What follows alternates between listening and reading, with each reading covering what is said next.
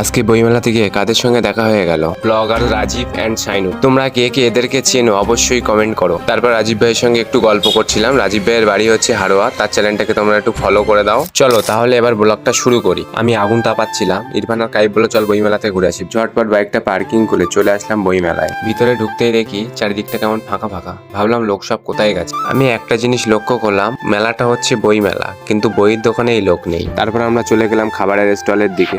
এখানে এসে আমি এটা কি দেখছি, আসল মেলা তো এখানেই হচ্ছে। তারপর মেলার চারিদিকটা আমরা একটু ঘুরে দেখছিলাম। তারপরে আমরা এটা কি দেখলাম, রিয়ান, ইরফান আর হাইবুল আমাদের সঙ্গে ধোকাদারি করেছে। আমার আর কাইবকে বাদ দিয়ে ওরা একা একা চরকি চাপছে।